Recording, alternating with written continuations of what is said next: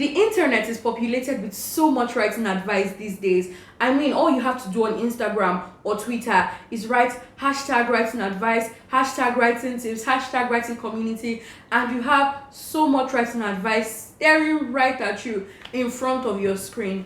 And it's so easy to get confused because, some people may be saying this and the other person is saying opposite of this, and both of them are, well respected writing coaches or writing teachers in the writing world or writing community, and then you get all bothered like what exactly is the right thing. I know there was one particular argument that was trending for quite some time, the use of said. Some writers were like, no, you can absolutely not use the word said in your writing, always look for a replacement. And other writers were like, there's nothing wrong with using said. I mean, there are times when that is the only word you can use, so what do you do then? That is why I decided to make this video reacting to random writing advice that I have seen on the internet, and I hope it really helps you. So let's go straight into it. Hi, my name is Omotayo and you're welcome to this channel. If you're new here, please don't forget to hit the subscribe button so you can always get notifications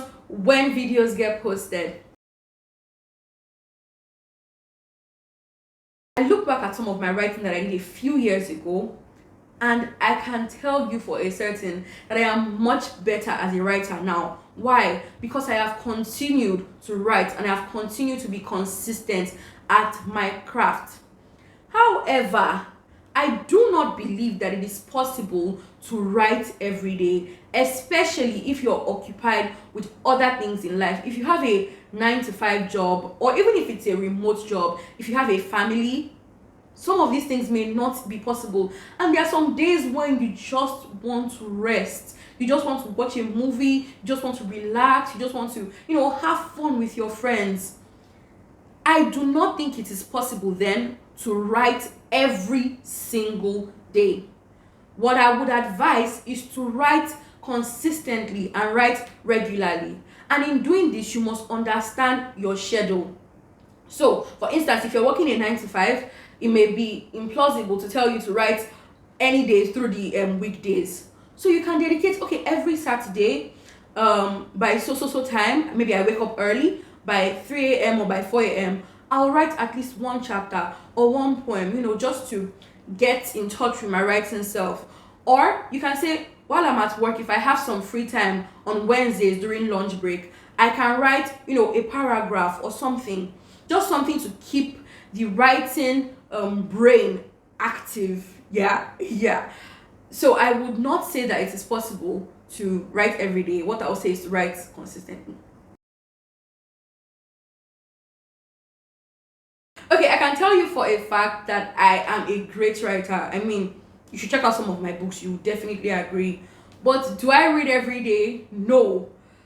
I have been reading one book for the past 1.5 months. I mean, one book. Does it make me less of a good writer? No.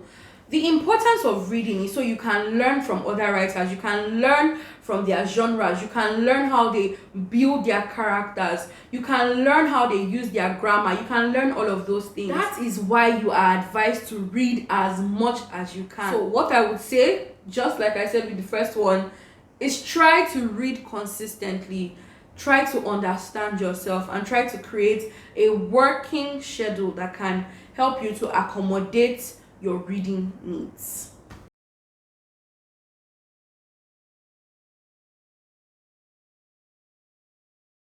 I was in a writing conference the first time I heard this, and about 4 or 5 top writers came and said this, and I was like, what? Wait, what? Even the greatest of the greatest writers through history have spoken about writer's block, and they have experienced it. It's just like saying there's nothing like creative's block. If you are a creative, you know that there are some times when you just can't break through, and it doesn't make you less of a creative. And I think this is a very ignorant statement, and it's one of those statements that comes from, wanting to be a perfectionist. We are humans, we're not meant to be perfect. We're humans. There are times when we would have, setbacks, and times when things will not progress. It doesn't make us less human. It doesn't make us less awesome than we actually are. What I would advise is for you to identify the type of writer's block that you have if you're having writer's block, and not for you to beat up yourself and say maybe I wasn't meant to be a writer. And if you want to know the kinds of writer's block, I think I discussed them in my book, The Writer's Handbook. You can pick it up from my store. I'll leave the link in the description. Writer's block is not a death sentence, and writer's block does not mean you're a bad writer. It all just depends on the human being. There are some people that cannot function in the morning, no matter how hard they try. They drag themselves up from bed. They are barely awake to say their prayers. They are barely awake to brush their teeth. They are barely awake to eat in the morning. They just want the morning to go. And by afternoon, they are really sharp. And by night, they are the sharpest. Meanwhile, there are some other people who, in the morning, when they wake up, they have all of the energy. They can do every single thing they want to do. But by afternoon, they are tired. It all just depends on the human being. And you have to discover what works for you. If you're a morning writer, write in the morning. If you write better at night, write in the night. And if you write in the afternoon, create time to write in the afternoon. There is no one time. There is no one way to do things. Understand yourself and work on yourself and develop yourself from there.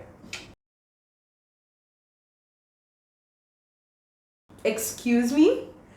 There's this thing that happens in the creative community, that if you take credit for your work, or if you're very proud about your work, it's almost like as if you're boasting too much. Stop it.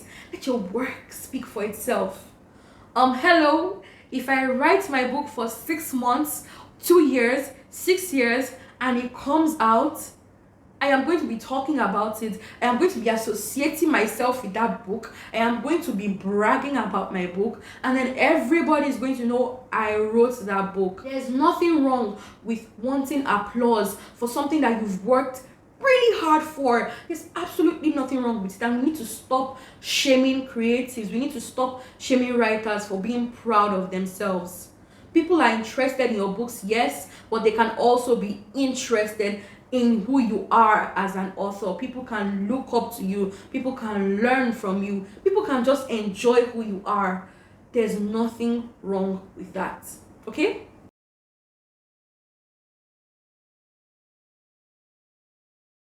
This quote is proof that because someone is extremely popular and successful does not mean that every single thing they say is right. Because I'm not understanding. There are times when you're trying to write something like, she screamed. Are you going to write A-H-H-H and just put full stop? Or put A-H-H-H and put comma? Of course you're going to use an exclamation mark. There are times when you say things like, oh my goodness. You're going to use an exclamation mark. It doesn't make you a bad writer. From the editing point of view, when there are too many exclamation marks in a book or in a chapter or something, of course we're going to cut them down because it's not aesthetically pleasing.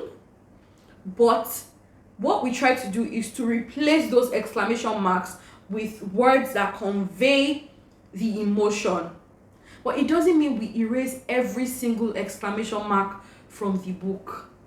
So please, if you want to use exclamation marks, use them. Use them sparingly, but use them.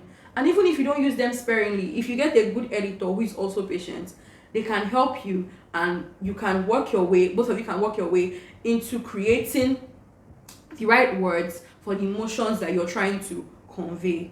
But please, exclamation marks are not evil. They are not bad. They are good. Thank you.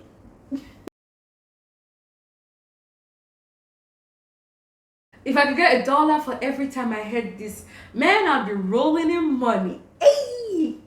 Why is it said that adverbs are so bad? It's because of the rule of writing that says, show, don't tell. Show your audience what the character is feeling. Don't tell them. So for instance, if you're trying to write about someone who was in a haste and left their house quickly, you can start how the person jumped up from the bed, how the person panicked and looked at their alarm clock and realized that time had gone, how they threw on their wig and didn't even brush it, and all of those things. However, it is not all the time that adverbs are a bad thing.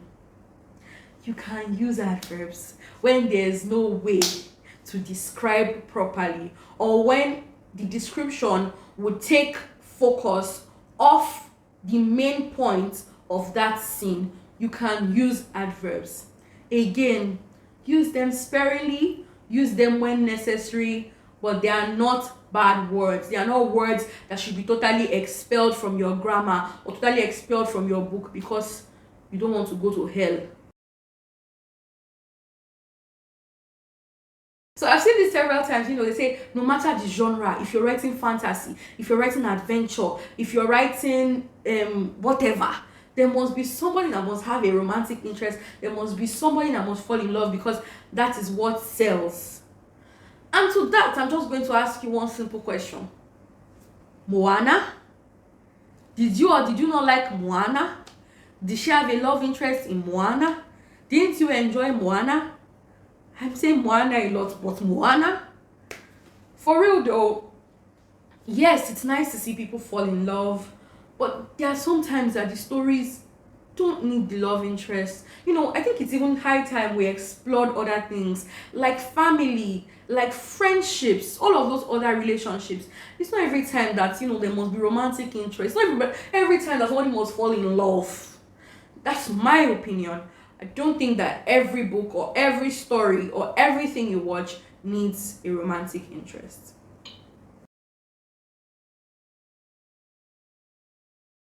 So it's always a good idea for you to have a good grasp of grammar. Of course, we don't want you to be confusing things like am and am, your and your, there and there.